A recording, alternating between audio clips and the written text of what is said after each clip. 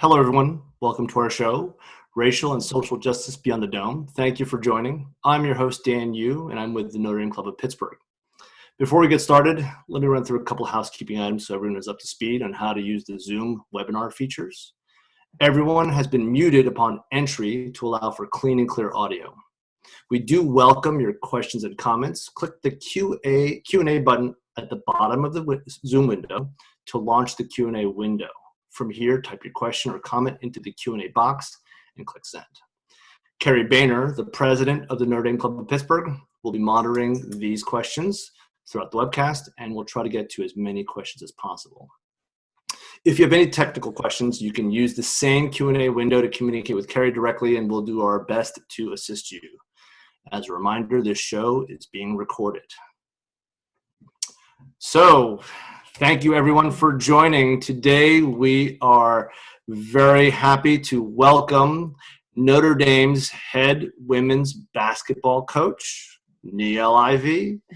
She is the first ever female black coach at Notre Dame, an All-American and NCAA Final Four All-Tournament team, graduating in 2000, drafted by the WNBA's Indiana Fever.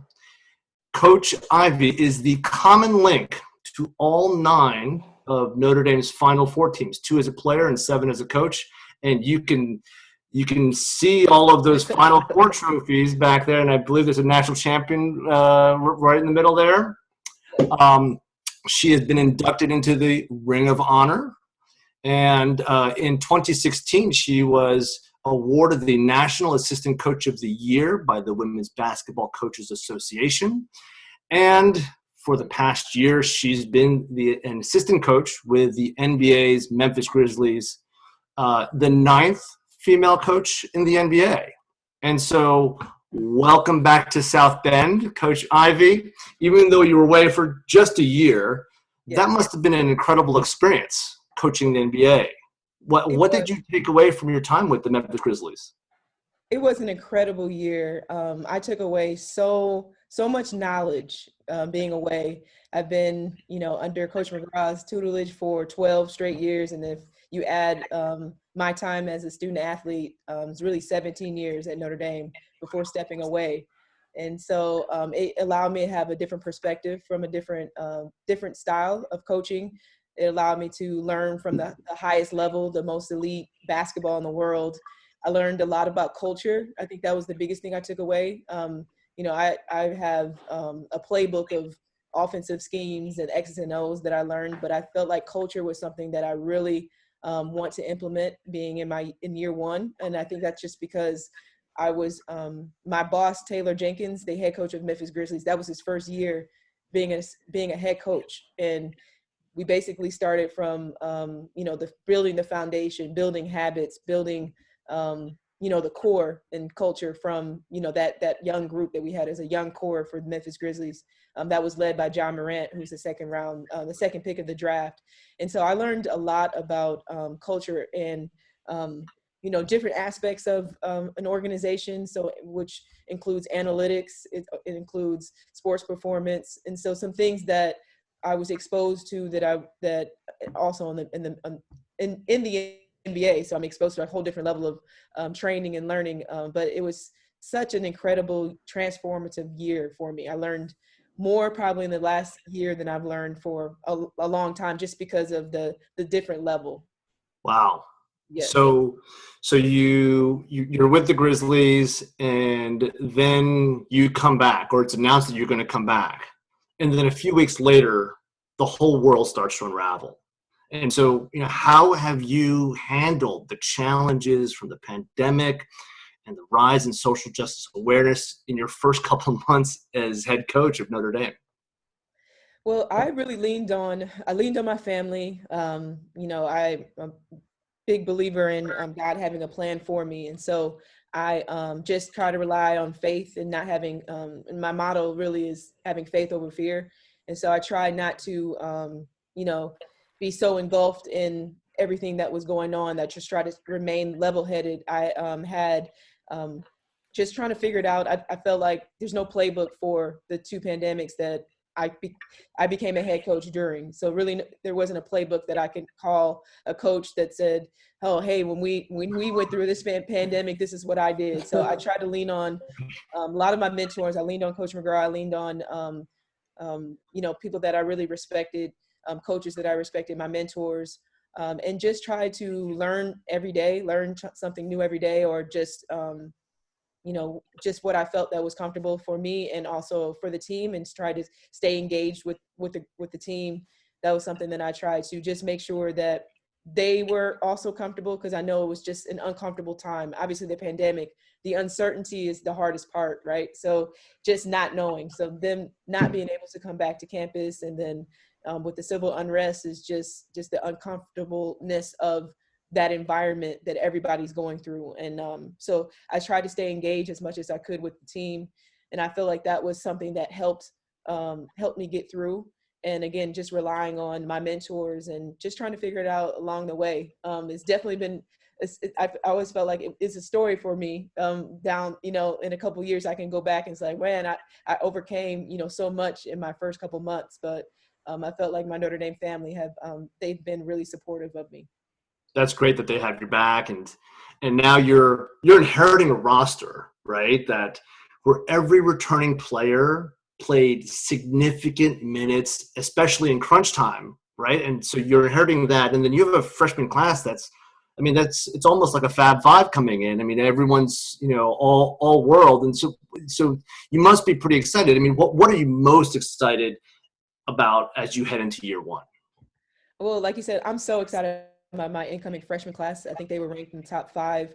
I had the opportunity to recruit 3 of them before, so 2 had committed before I left. So only being 1 year removed from women's college basketball, I built those relationships with the current team and also that incoming freshman class.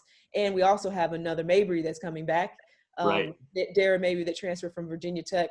So I'm just really excited about just starting fresh, like you said, a new start, a new era, a new beginning. I feel like I'm going to bring a different swag, edge, a lot of passion just from being a former player here, but also my experience of being in the NBA, so seeing it differently. And so I think I'll definitely share the energy of my experience last year, and just the excitement of being a new coach, and bringing my stamp or having my stamp on this program. So I think having this new era is going to be very exciting. I think I have a lot of talent, and again, even with the returners, what they had to go through last year, it's definitely was an unprecedented year for them, for this program. It was a rebuild year, and it was a very tough year for them. So they went through a lot of adversity. We had some injuries. All of our injured players are back, and they're all excited. And I think that going through that experience is only going to make them stronger and more prepared this year, just from what they had to overcome last year.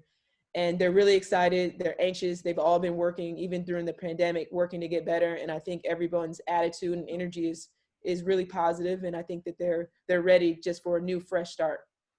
Got it. Well, that's incredible. I mean, you've got this terrific cast, and but you're also following a legend, right? Like Muffet, right? And that can be a tall task. And so, she had really established that having an all-female staff, right? Mm-hmm. And that was big news back then, but it became kind of the regular thing. And you've followed that example. The coaching staff is 4 women, yourself included, and 3 of them are Black. Mm-hmm. Was it important for you to have a mostly Black coaching staff? Well, actually, I came in. I've interviewed a couple different places before this position, and so I had a a short list of candidates that I wanted to work with, and they were, African American, male, and I wanted to identify. I came in with the thought process of identifying the right fit for me, and the right, and I wanted to have the right staff that was going to align with my vision and align with my recruiting vision. And so it happened to be 2 African Americans, Carol Owens, that was already here. So. Right. Coquise Washington, she was my position coach.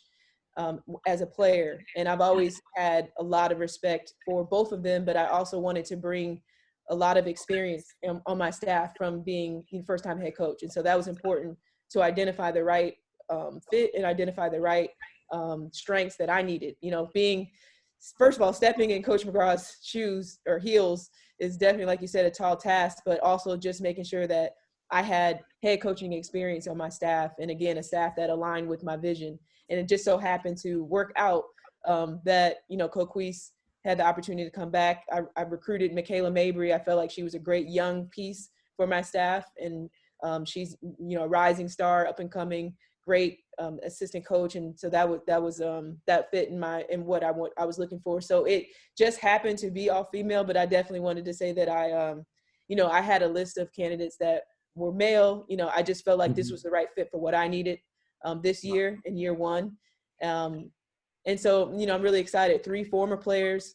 And like I said, Carol Owens was the recruiting coordinator and brought me here. And so she's like an honorary alum, I feel like, because she's been here over 20 plus years. And so she knows the makeup of this program, just, more than anyone. And so I'm really excited about the staff. I'm super excited about the leadership that I'll have, and also just the strength that we're going to bring in those recruiting rooms when we're trying to seal the deal to bring some recruits to campus. Great. Excellent.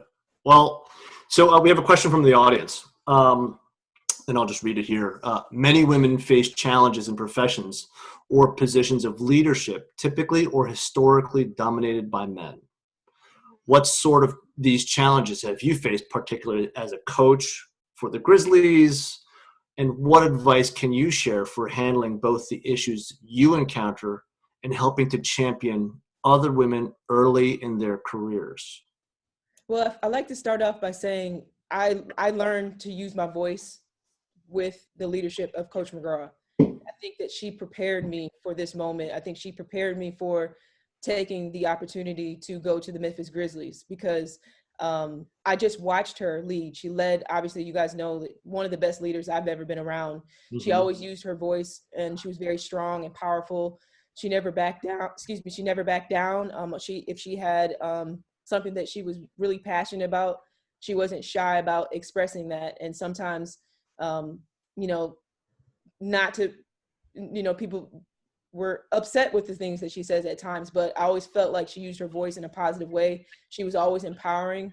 And I planned on using those tools as I'm stepped into this role to make sure I'm empowering my staff and I'm empowering my team to use their voice and to be strong and to be able to sit in a room with all males and be able to express themselves and, like I said, just be powerful using their voice. So she prepared me for this moment, and she prepared me for the time away with the Memphis Grizzlies. Being the first female African-American on that staff, I was fortunate to have a great experience. The GM from top to bottom, everyone made me feel comfortable. They made sure that I had a vital voice in a role. I never felt I just felt I came in confident, and again, that's definitely a credit to Notre Dame and credit to Coach McGraw by my experience being an assistant for her and playing for her and playing at Notre Dame. And I think I used that I used that strength when I was in those rooms, but it took me a while to really I basically stepped out of my comfort zone. So I guess my advice would be to use your voice, to make sure that you understand your voice has power, and to be confident in who you are and confident in what you believe in and standing up for what you believe in. But also I felt like, putting myself in the situation in the Memphis Grizzlies, I stepped out of my comfort zone. I was very comfortable at Notre Dame. I knew everything at Notre Dame. And so I stepped out of my comfort zone, and that allowed me to grow. And so I guess that would be in my advice is, to be confident, but also, put yourself in situations that you can grow. And sometimes you have to be uncomfortable in order to grow. Right. Whenever you stretch yourself, almost every time you're going to learn. Right. Exactly. And so going back to your upbringing, you grew up in St. Louis, right? And so what was it like growing up in St. Louis? I mean, it's been in the news, over the past few years, but what was it like for you to grow up there? And were there any incidences where you or your family, experienced or overcame some kind of, racial injustice? Mm-hmm. I mean, this is the series, right, of Right. racial and social justice beyond the dome. And so, one of the things that we like to focus on is the personal stories, Mm-hmm. right? So, love to hear, how you grew up in that era. Absolutely. I was a youngest of four, so I had four older brothers, and I lived in North St. Louis, which was, a rough neighborhood, all Black neighborhood. My mother my mother and dad, and my mother and father worked extremely hard, sacrificed in order to send us to great Catholic schools, great Catholic high schools, and unfortunately, in the area that I grew up, the public school system, definitely academically was not challenging. And they, sacrificed in order to provide for me to go to a Catholic school that was in the suburbs, outside of where I lived. That was something that I knew growing up, that it was important to my mom, definitely for my parents, but definitely my mother, the value of an education. And so I realized the difference of having my friends that lived in, that I played with, and in my neighborhood. They didn't go to the same schools that I went to, and I knew that was something that was separate. I recognized that growing up, but then I recognized that the education, the environment that I lived was not conducive to growing, conducive to being successful, and I had to uproot myself to go to a different part of St. Louis in order to get a better education, and to set myself up for better. And I understood the differences between it. I think basically only incidents that I could recall outside of just having two different, growing up separately. So I'm living in, Right. but I'm going to school, and I have a different set of friends, a different life really academically, outside of where I'm from.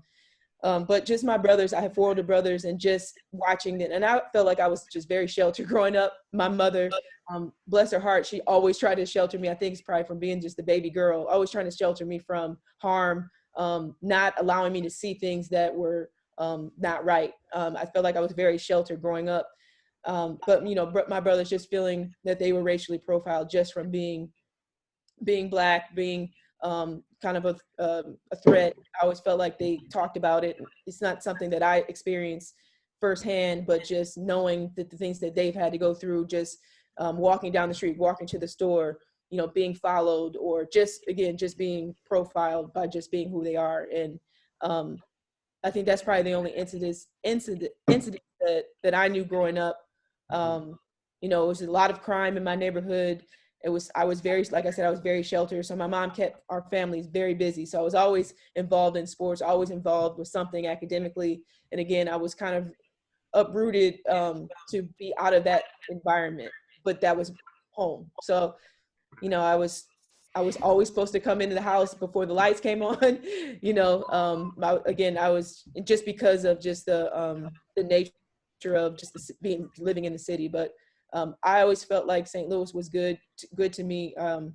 I was fortunate to be able to say that I went to some of the best academic schools in St. Louis, great academic grade schools, and also a really prestigious academic high school in Coriezu Academy. And so I was blessed to be able to have that experience. And I know that was a big sacrifice for my parents to be able to afford to send all my brothers to great academic schools. But it was because my mom realized, my parents knew that the value of education was going to be the ticket in order for us to be successful.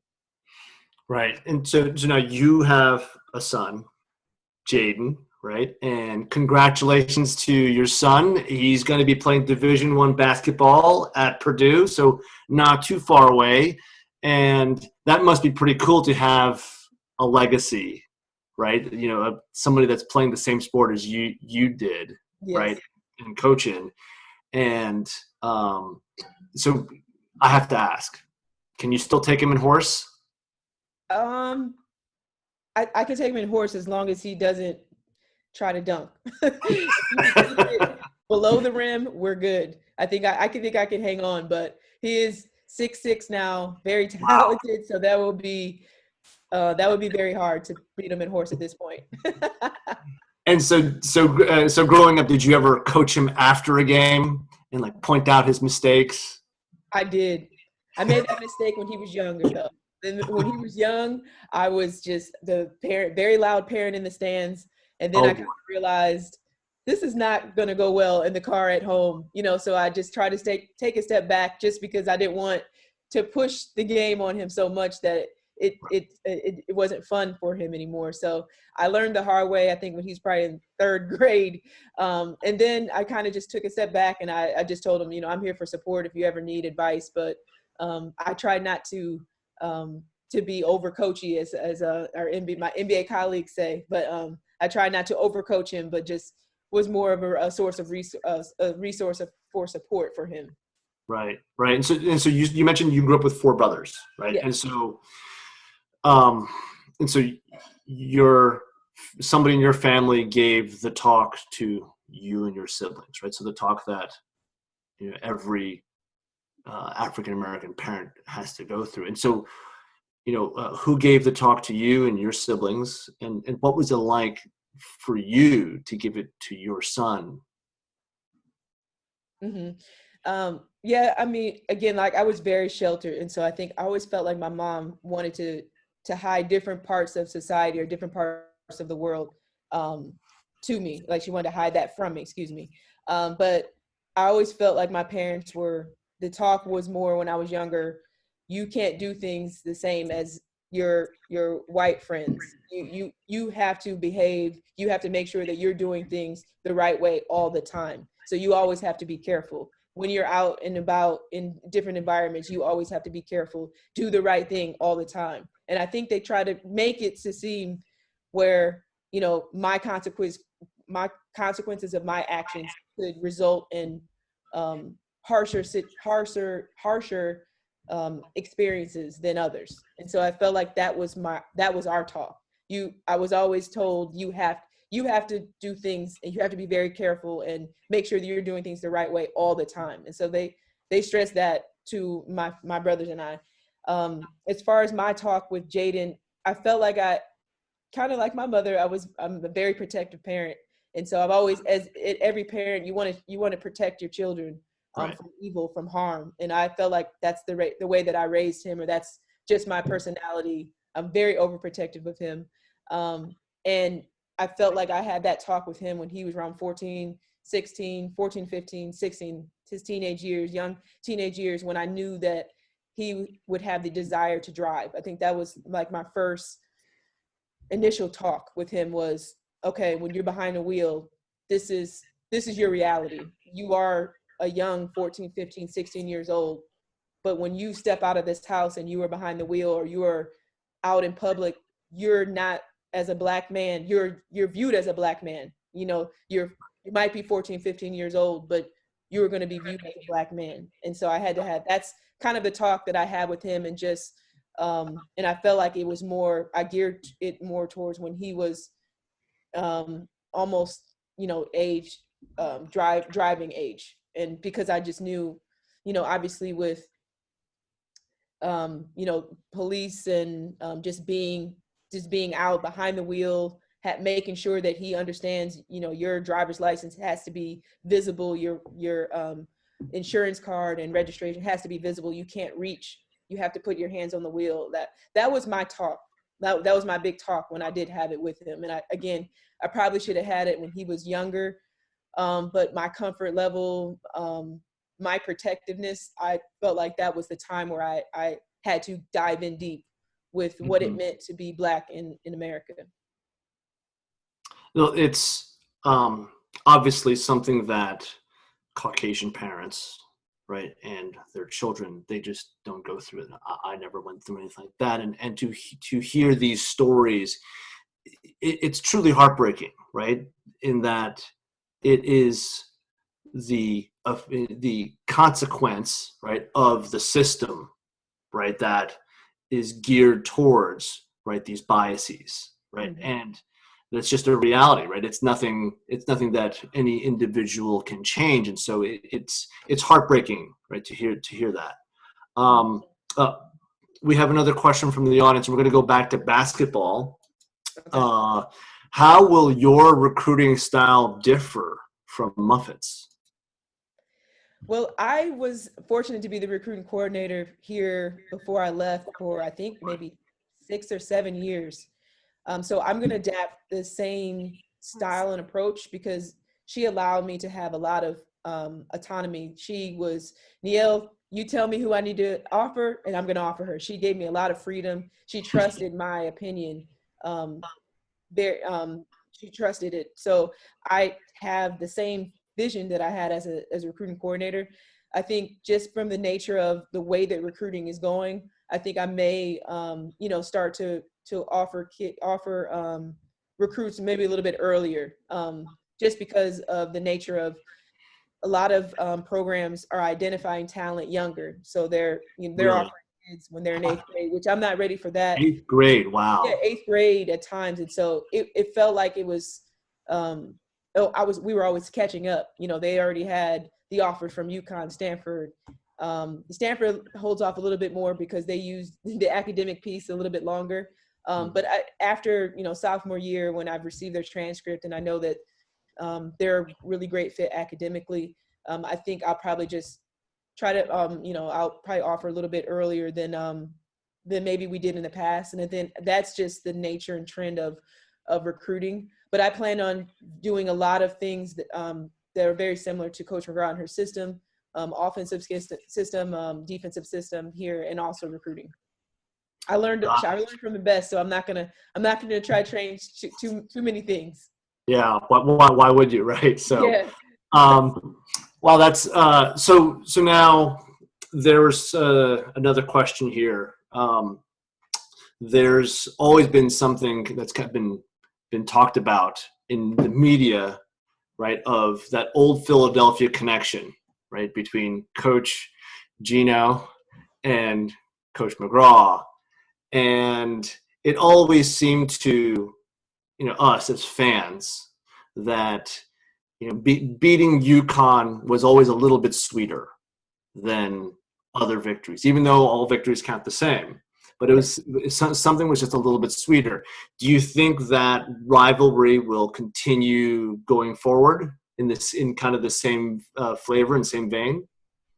I think so, and I think that Gino's gonna look at me like, rookie. So he probably won't feel that way. He probably won't feel that way. But I feel like, especially being a player and actually being the beginning of that rivalry, that's always going to be a program that I'm going to be recruiting against. So I think that's always going to be a rivalry. Our alums feel the same way. UConn alums feel the same way. So I'm if I do get that chance to knock off Gino, man, that's going to be probably one of the best wins of my coaching career as a head coach. So, because he's definitely one of the best. But I definitely feel like our institutions are going to remain very competitive. Great. That's what we hope for, right? I mean, Yes. going up against the best, and and hopefully that everything falls into place where you get a chance to beat them. Absolutely. I have a lot of respect for Gino, even as an assistant, just because I feel like you learn from the best, even if there's such a competitive drive and a competitive spirit. But I have a lot of respect for the top programs, and he's especially being a part of 9 Final Fours, to be able to be that successful for such a long period of time. I have a lot of respect for what he's done at UConn. Right. Right. And so now, one of the things that it was just a few days ago. So you had an event in Howard Park where the team was there and provided backpacks and hand sanitizer and masks to local and elementary students. So what was that like? That must have been a lot of fun. It was so much fun, and what's amazing about that experience was I was speaking to a congresswoman, or excuse me, a councilwoman named Sharon McBride over lunch, and I kind of talked about my vision and talked about the things that are important to me. And I talked about getting back into the community. And it was something that she created this event in such a short amount of time. And for it to be so successful, it was really, it was just really an amazing experience. And one of my biggest goals outside of, impacting the lives of our student athletes is to be able to make that connection with South Bend and Notre Dame. And, I've always felt that way as a player. The South Bend community, our season ticket holders, have always supported Notre Dame athletics and supported Notre Dame women's basketball. And so I wanted to come in year one with really trying to make that connection with the community.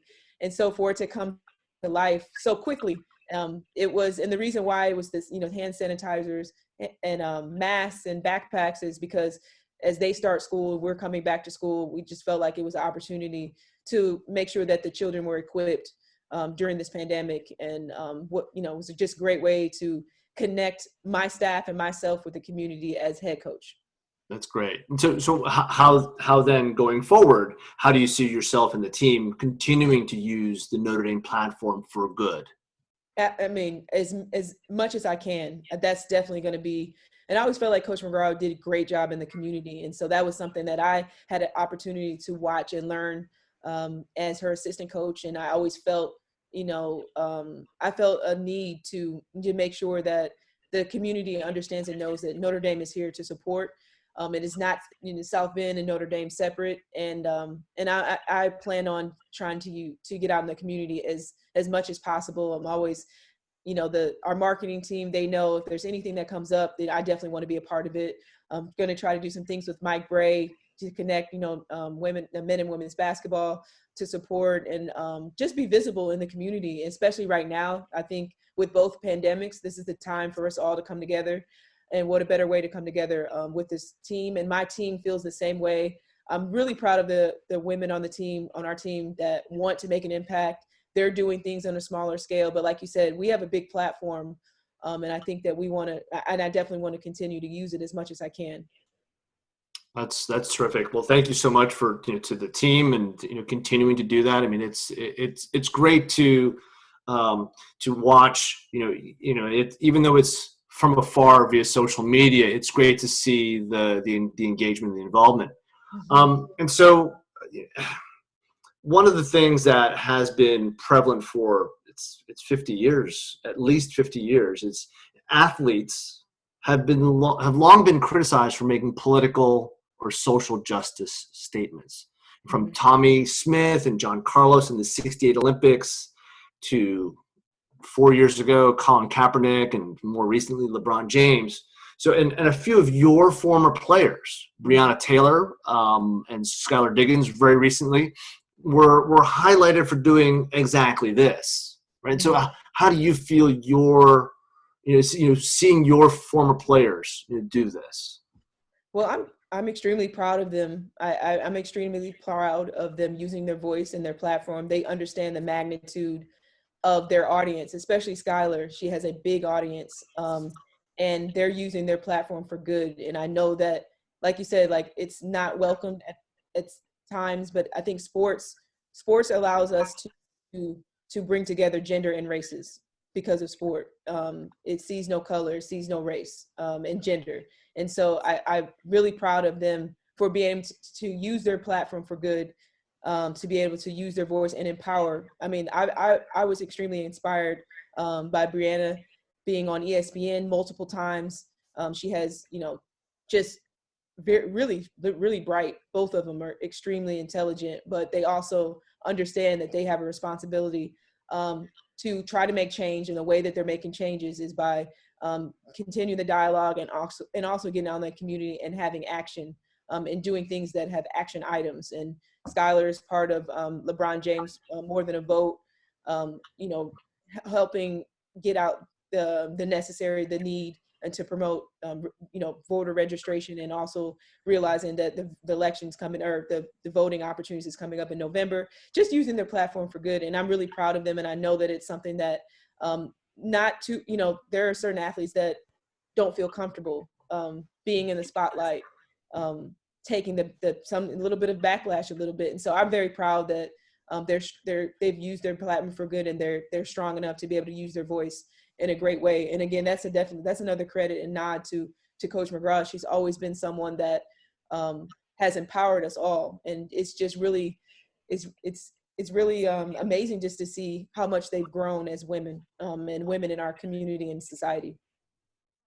Yeah, it was inspiring because even through some of the backlash that they received, they continued to push forward, right? And it's using their voice, right? And even though a lot of it is, is from within, right? They also having the confidence from their support network, their former coaches, their family, their friends. It really makes it crystal clear for them on the path that they can take. Mm-hmm. And we have another question here. As a successful female in the sports industry, what hardships did you encounter along your path related to gender, and how did you overcome those? I've had such a great journey. Being here, my entire path has been in such a positive place as Notre Dame. But I think, not maybe, but just having the respect, and also being compensated the way that in this role as an assistant coach, compensation is just a little bit different, and just making sure that I voice those concerns, with just making sure the equality, the pay gap equality is right. But I've been so blessed. My journey has been such an incredible journey, that I've been blessed to say that I have not had very many negative experiences, and I think that's because of the network that I had. My first coaching job, my first coaching opportunity was back in my alma mater. Some of the hardest hardships are just getting an opportunity to be able to coach in general. A lot of young former players or people that wanted to break into this industry, they're like, Niele, how did you do it? How do I get a chance? And for me, my chance was Coach McGraw. She gave me my first opportunity to be an assistant when I had no prior experience coaching. And so I think opportunity, we talked about my staff representation, being a first female African-American, is about opportunity and representation. I think I know the magnitude of how powerful that is. And so I'm very fortunate to say that I haven't had many hardships, but again, it's because I've had the opportunity, and I try to use it for good, worked really hard and had the opportunity, to come to lead this university that has given me so much. Yeah. And it must be, it must be empowering, right? So that now that you are in the seat of the head coach, and understanding that the young fans out there, right, that they can see what's possible, right? And it's not just, if they were talented with Division I talent, know that they can, that they can also become a coach. I think that's got to be an important dynamic for you as well.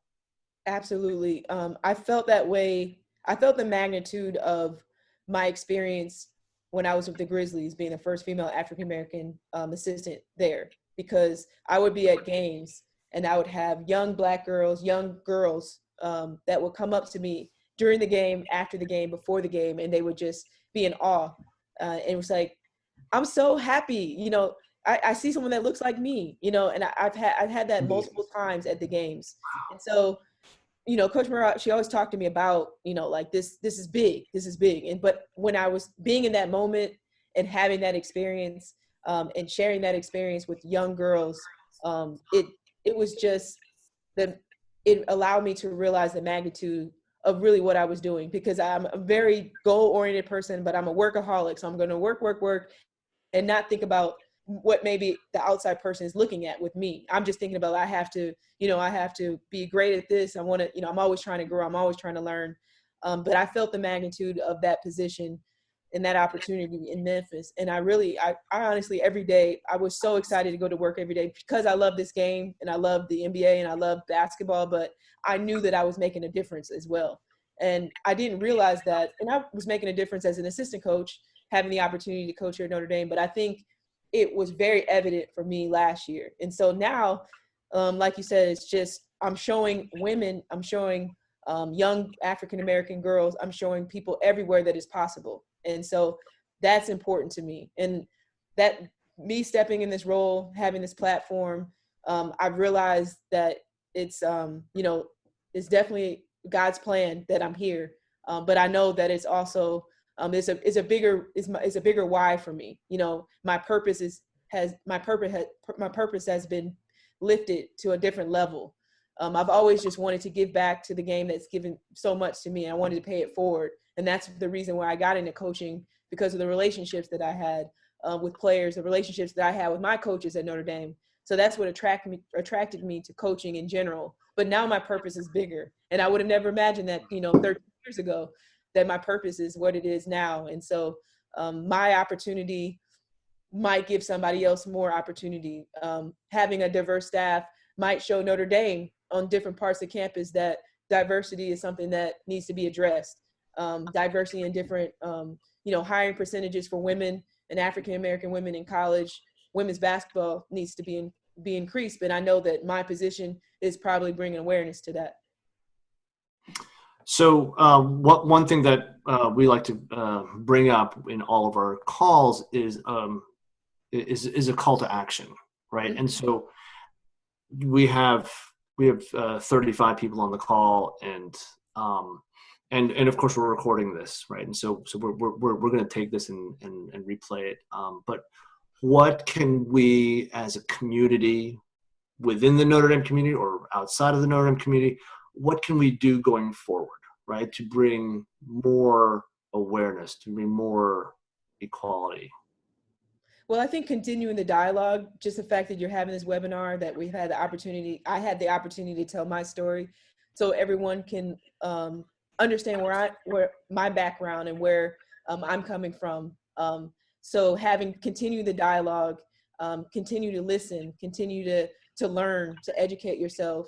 I'm continuing to do the same thing with my team. And I think as far as just, I think in just Notre Dame in general, just to recognize that we need to be more diverse, to have more diversity in a lot of different roles and a lot of different parts of campus, and athletics, on campus, in the academics and the main building. There's definitely needs to be that awareness of, having more diversity on campus. But again, just having the dialogue, I think is where we start. And I'm really grateful to be able to share my story and to speak with you all, but also that you guys are continuing to have the dialogue. I think that's the biggest call to action. And I think even as proud as I am of our students and my former players, it's just, this is not the time to be silent. And I think that's one big thing that I recognize, because I've never been one to really speak out. I'm behind Twitter. I always share my story, but it just never was a time for me. And I'm very active on social media, but I felt like, and I feel like this is the time for us all not to be silent, to be an ally, to be anti-racist, to address racism, acknowledge injustice. And I think that just having this dialogue and talking about these type of things will help. That's great. And so there was a recent petition, right? Petition to Father Jenkins, where, it had garnered easily over 10,000 signatures, and their call to action will bringing awareness to some of the microaggressions or overt aggressions that Black students have experienced at Notre Dame. And so what guidance might you give towards a Black student that is engaging with either willing white students, or maybe they've felt or have received been on the receiving end of racial prejudice. Well, what advice might you give to the student athletes at Notre Dame or other universities? I definitely did, again, to use their voice and to make sure that they are addressing the things that are wrong and not just accepting it and not saying what's wrong. I think, and maybe students in the past, they didn't feel comfortable expressing, they were afraid, afraid of what people thought or afraid of the backlash of saying something that was going on. And I know that in my role outside of my players, I've told a couple in virtual town hall meetings with student athletes and Black student athletes that we are here. I'm here as a resource for help. And if somebody just wants to reach out to have a conversation, I think with my role of just being an African-American female, there might be an African-American female that's on campus that doesn't feel like she has anyone to go to. And so I know that I've reached out and I've talked about just making sure that they know that there are resources here that they are somebody that they can relate to or feel like they can relate to, that they can come to. So that's definitely something that I definitely want to be helpful in the Notre Dame community, Notre Dame athletics and on campus. But just to speak out of what's wrong, I think that's the biggest part, is just to speak out to, and I'm very proud of them for having, writing a letter to Father Jenkins, because I know that takes a lot of courage. But just to basically speak out with the injustices that they're going through, and I'm hoping that it lessens, like it diminishes, and we have a better experience. It's a better experience for everybody on campus, and I know that, and I believe that that's what Notre Dame is great. Why Notre Dame is great, because we are a family, and we are gonna come together during this time, and I'm very, very hopeful, and I'm very confident with that. So back to basketball real quick here. Notre Dame women's basketball is famous for their lime green greenouts, or whatever you call it, where the whole are you going to continue that tradition of the bright green? I think it's pretty intimidating, to see all that green there. I know. I think it's funny you asked that question, because I think they're deciding, what's going to go on with that color. But I personally think that there's certain staples that I don't want to touch. But I say that to say that I feel like that's Coach McGraw's. That's her color. That's a Muffet McGraw color. That was her favorite color. And so I feel like I'm thinking that she's going to have that color for herself. If she comes back, maybe we wear that color for her, but we might move into a different direction with the shirts. But I think we're still trying to figure that out. But I just feel like that's her color. That's Yep. just a staple of hers that I want to honor and cherish in that way. So she feels like this is. So we might just have a white shirt, or we could, Right. or blue shirt, and might have an unveiling like Notre Dame football. Every year it's a different color for our season ticket holders. So we're still marketing wise trying to figure that out. But I definitely do feel like lime green is Coach McGraw's color, and I want her to always honor her with that. Yeah, well, 33 years, right? So Yes. All right. Well, I want to thank you for joining us today, giving us your time. It's really just wonderful to have you, Yes. here with us. Thank you for being a leader, over the years as an assistant coach, and now as the first ever Black women's head coach at Notre Dame, being a role model to so many, both your own student athletes, the students there, and obviously the younger folk. We've got trivia coming up. We've got a couple of trivia questions. Would you stick around just for a couple minutes? We've got this should go pretty quick, but for everybody in the audience to participate in trivia, the Q&A window can be used to put your answer in. So if you want to get ready with your Q&A window, we have a couple of these card decals. We've got a leprechaun, we've got an ND, we've got the university symbol, and so we've got 4 questions, and a couple of them are kind of hard, actually.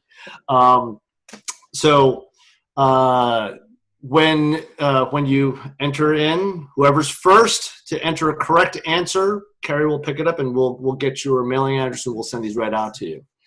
All right, so the first question. During Coach Ivey's time at Notre Dame, 2001, they won Notre Dame's first women's basketball championship. Who did Notre Dame beat in the semifinal game? We had, Maureen said Purdue. In the semifinal game. A lot of Purdue answers. There we go. Yeah, Amanda Susko paying attention. Excellent. Good job, Amanda. Excellent. Let me write this down. See. Amanda won the first one. Amanda won the first one, yes. Okay, everyone was jumping on the gun, and yes, I asked that question just like that. Okay. All right. Let me just clear the board first. Good job, Amanda. All right, Amanda Susko. Okay. The second question. Coach Ivey, during her time, became the all-time career leader in steals. Who is now the career leader in steals? Skylar Diggin, Maureen Doyle. Look at that. Maureen, excellent. Good job, Maureen. All right. Okay. Broke every record. That's right. So the next question. Coach Ivey is fourth on the list for career assist. Fourth on the list. Name two of the people ahead of her in career assists. Two. Career assists. Gotta get both of 2 out of 3 correctly. We have a winner, Katie Ritter. Good job, Katie. Number 1 on the career assist is Lindsay Allen. Number 2 is Mary Gavin. Number 3 is Skylar Diggins.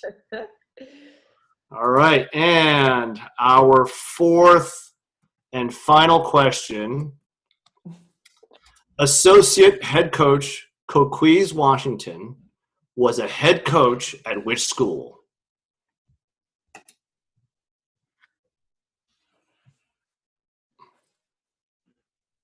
She was a head coach, Division I. Ellie Kuhns. Look Good at job, that. Ellie.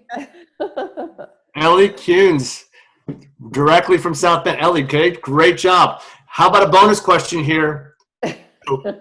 Coquise Washington is a double domer. What is her second degree in? This is a hard one.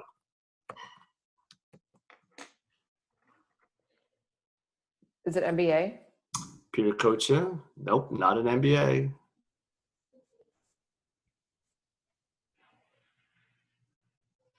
There you go. Ellie Kuhns. Ellie. Bring in the noise, Ellie Kuhn.